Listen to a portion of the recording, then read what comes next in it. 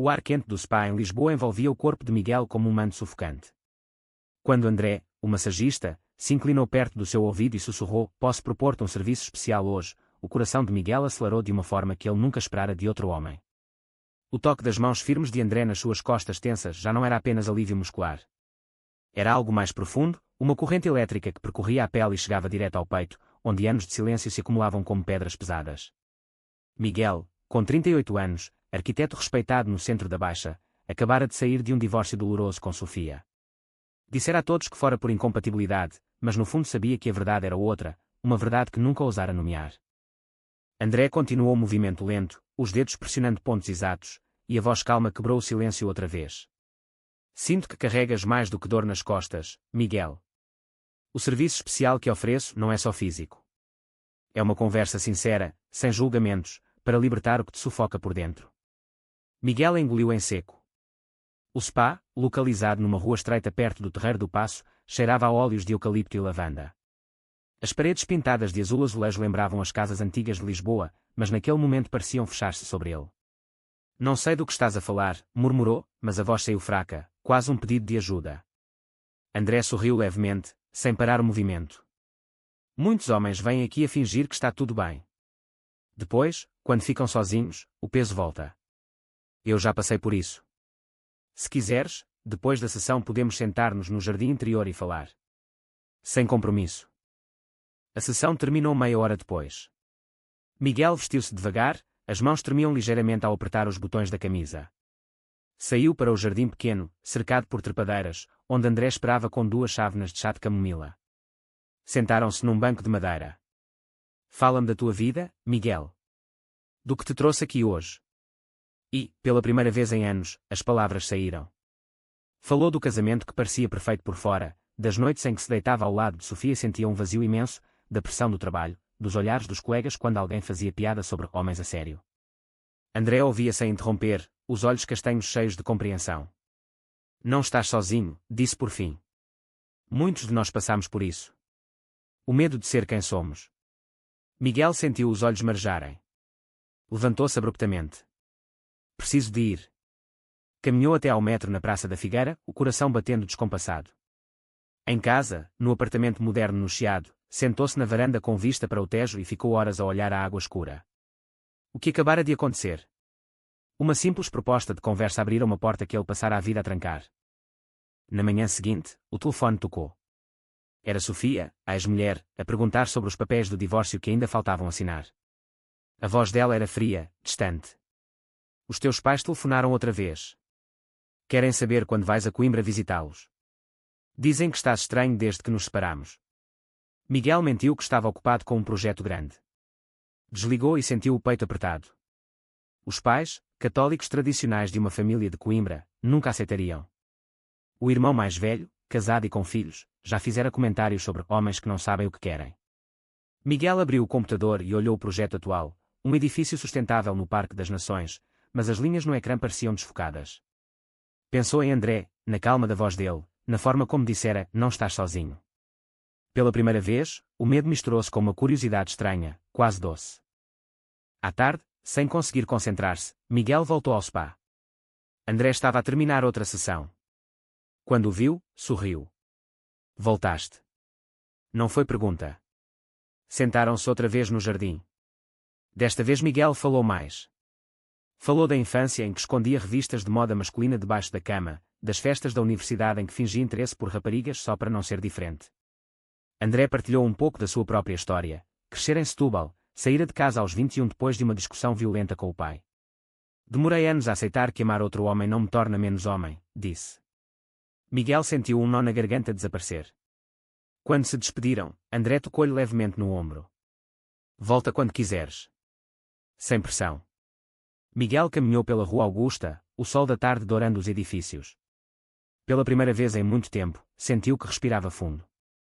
Em casa, preparou um jantar simples, mas o telefone tocou outra vez. Era a mãe. "Filho, o teu pai não está bem. Vem cá no fim de semana." A culpa apertou-lhe o peito. Prometeu que sim. Deitou-se cedo, mas o sono não veio. Pensava em André, na proposta que parecia tão simples e que, no entanto, abalara tudo. Não era só uma conversa. Era o início de algo que ele não sabia nomear ainda, mas que já não conseguia ignorar. A viagem de comboio até Coimbra foi silenciosa. Miguel olhava pela janela, as colinas verdes passando como um filme antigo. O pai estava mais magro, a mãe com olheiras profundas. O almoço de domingo foi tenso, como sempre. Quando é que arranjas outra mulher? Perguntou o pai entre garfadas. Miguel forçou um sorriso. Ainda estou a recuperar, pai. A irmã mais nova, casada e grávida, mudou de assunto, mas os olhares diziam tudo. À noite, no quarto da infância, Miguel abriu o telemóvel e viu uma mensagem de André: espero que o fim de semana corra bem.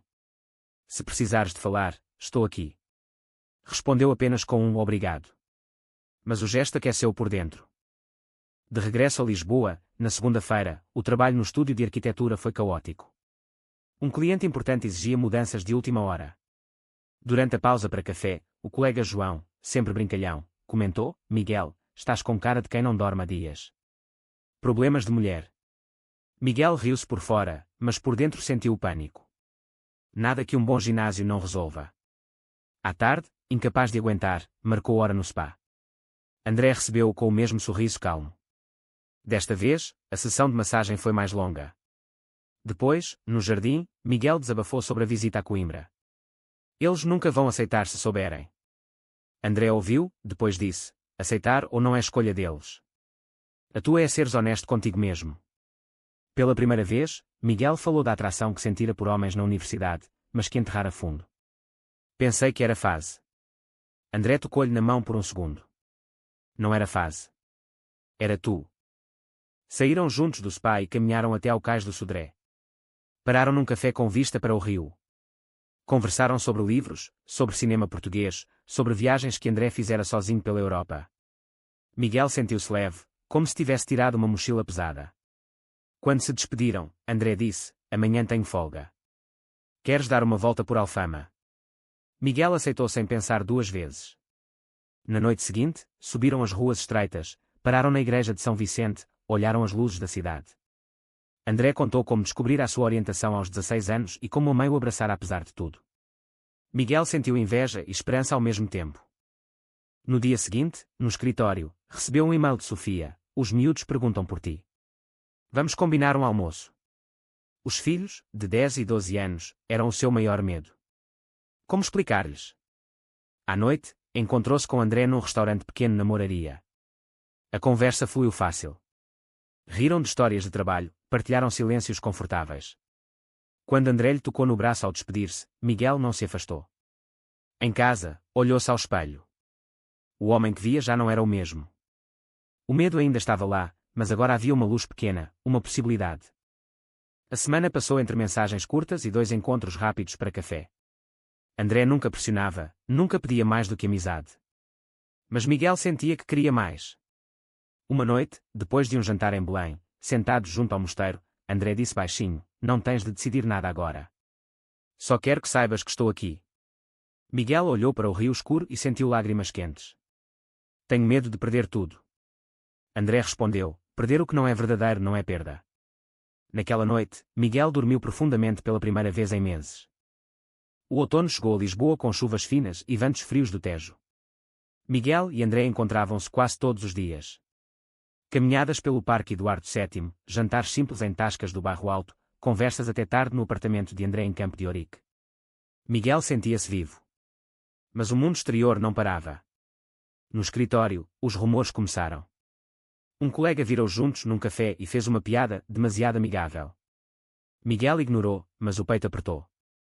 Em casa, Sofia ligou outra vez: os teus pais querem vir a Lisboa no Natal. Dizem que estás diferente. A pressão aumentava. Uma noite, durante um passeio pela Avenida da Liberdade, André parou e olhou nos olhos. Miguel, gosto de ti. Mais do que como amigo. As palavras pairaram no ar frio. Miguel sentiu o coração disparar. Eu também, respondeu, a voz quase inaudível. O primeiro beijo aconteceu ali mesmo, sob a luz dos candeeiros, suave, hesitante, cheio de anos de espera. Miguel sentiu-se cair e voar ao mesmo tempo. Regressou a casa a flutuar. Mas de manhã, o pânico voltou. Telefonou a André: não sei se consigo. André respondeu com paciência: vem quando estiveres pronto. O fim de semana seguinte foi o da visita dos pais. Chegaram de Coimbra de comboio. O almoço em casa de Miguel foi tenso. O pai notou que o filho estava mais sorridente. A mãe perguntou se havia alguém novo.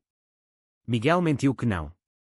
À noite, quando ficaram sozinhos, o pai disse: "Filho, um homem precisa de uma família. Não fiques sozinho." Miguel sentiu-se sufocar. No dia seguinte, encontrou-se com André no mirador da Senhora do Monte. Contou tudo. André abraçou-o: "Não precisas de lhes dizer já. Mas não podes continuar a mentir a ti mesmo." Na segunda-feira, no trabalho, o chefe chamou-o a um projeto grande em Londres. "Queres ir?" Era a oportunidade que esperava há anos. Mas significava afastar-se de André. Miguel recusou. O chefe franziu o sobrolho. "Estás bem, Miguel?" Ele respondeu que sim, mas por dentro sabia que a vida mudara. À noite, André cozinhou para ele no seu pequeno apartamento. Conversaram sobre o futuro, sobre como construir algo juntos, devagar. Miguel sentiu pela primeira vez que tinha escolha. Mas a crise chegou na semana seguinte. Sofia apareceu sem avisar com os filhos. Viu uma mensagem de André no telemóvel deixado na mesa. "Quem é este André?" A discussão foi dura. Os filhos olharam confusos. Miguel não negou. "É alguém importante." Sofia saiu furiosa. "Sempre soube que havia algo errado contigo." Naquela noite, Miguel chorou sozinho. Telefonou a André. Perdi-os. André foi até lá, ficou a noite toda, apenas abraçando: "Não perdeste nada que fosse teu de verdade." A amizade transformava-se em amor, mas o preço era alto. O inverno trouxe frio e claridade dura a Lisboa. Miguel mudou-se temporariamente para a casa de André, incapaz de ficar sozinho no chiado. Os dias eram uma mistura de felicidade e medo constante. Os pais telefonavam todos os dias. A Sofia contou-nos coisas estranhas. "Vem a Coimbra explicar." Miguel adiou. No trabalho, o ambiente mudara. Colegas sussurravam. Um dia, o chefe chamou outra vez: "Há rumores. Se fores gay, não há problema, mas não afeta o trabalho." Miguel sentiu-se exposto, nu. André, com a sua calma habitual, sugeriu que fossem passar o Natal a Sintra, só os dois. Alugaram uma casa pequena perto do Palácio da Pena. Caminharam pelos jardins gelados, falaram de planos, talvez Miguel abrir o próprio estúdio, André continuar no spa mas com horários mais leves. À noite, junto à lareira, Miguel disse: "Quero contar aos meus pais. Mas tenho medo." André segurou-lhe as mãos. "Eu vou contigo, se quiseres." O ano novo trouxe a decisão. Miguel marcou a viagem a Coimbra para janeiro. A viagem foi silenciosa. Em casa dos pais, sentados na sala de estar antiga, Miguel respirou fundo. "Pai, mãe, sou gay. André é o meu companheiro." O silêncio foi ensurdecedor. A mãe chorou. O pai levantou-se, vermelho. "Depois de tudo o que fizemos por ti." A discussão durou horas. Palavras duras, lágrimas, portas batidas. Miguel saiu de lá destroçado. No comboio de regresso, André abraçou-o: "Deste o primeiro passo. O resto vem com tempo." Em Lisboa, Sofia exigiu a guarda alternada dos filhos. Os miúdos, confusos, perguntavam por que é que o pai tem um amigo especial. Miguel explicava devagar, com palavras simples. Um dia, o filho mais velho disse: "Se te faz feliz, está bem." Aquela frase foi um bálsamo. Mas o irmão de Miguel telefonou furioso: "Traíste a família toda." A traição veio de dentro. Um primo publicou nas redes sociais uma foto antiga de Miguel e André juntos, com legenda maldosa. O escândalo espalhou-se. Miguel perdeu 2 clientes importantes. Apesar de tudo, o amor crescia. André era o porto seguro. Juntos, decoraram o apartamento de Campo de Ourique com plantas e quadros de Lisboa. Miguel começou a desenhar projetos pessoais, mais livres. Aos poucos, a cidade que sempre conhecera parecia nova, cheia de possibilidades. Mas a ferida familiar ainda sangrava. A primavera chegou com flores nas varandas e esperança tímida. Miguel e André decidiram fazer uma viagem curta ao Algarve para respirar. Na praia de Albufeira, de mãos dadas, sentiram-se livres. Mas ao regressar, a mãe de Miguel telefonou: "O teu pai teve um infarto leve. Quer ver-te." Miguel foi sozinho a Coimbra. O pai, na cama do hospital, olhou longamente. "Não entendo, filho. Mas não quero perder-te." Foi o primeiro sinal de aceitação. A mãe abraçou-o a chorar. Só queremos a tua felicidade. De volta a Lisboa, Miguel encontrou coragem para falar com Sofia cara a cara. Sentaram-se num café na Praça do Comércio. Ela estava mais calma. Quero que os miúdos te vejam feliz. Mas devagar. Os encontros com os filhos começaram, passeios ao jardim zoológico, gelados no Chiado. O mais novo perguntou a André: és o namorado do pai? André respondeu com um sorriso: sou alguém que gosta muito dele. A criança aceitou. No trabalho, Miguel abriu o próprio estúdio pequeno, focado em arquitetura sustentável. André apoiou-o em tudo. Mas veio o último teste. Um antigo colega, que Miguel considerava amigo, espalhou boatos maldosos nas redes profissionais. Miguel perdeu um projeto grande. Sentiu raiva, depois tristeza. André disse: usa isso como força. Miguel escreveu uma carta aberta no LinkedIn sobre a autenticidade. Recebeu mensagens de apoio de desconhecidos, alguns da comunidade LGBT portuguesa. O verão trouxe calor e festas de rua. Miguel e André foram ao Arraial Lisboa Pride. De mãos dadas no desfile, Miguel sentiu-se finalmente em casa. A multidão colorida, os cartazes, as músicas. Pela primeira vez, não se escondeu.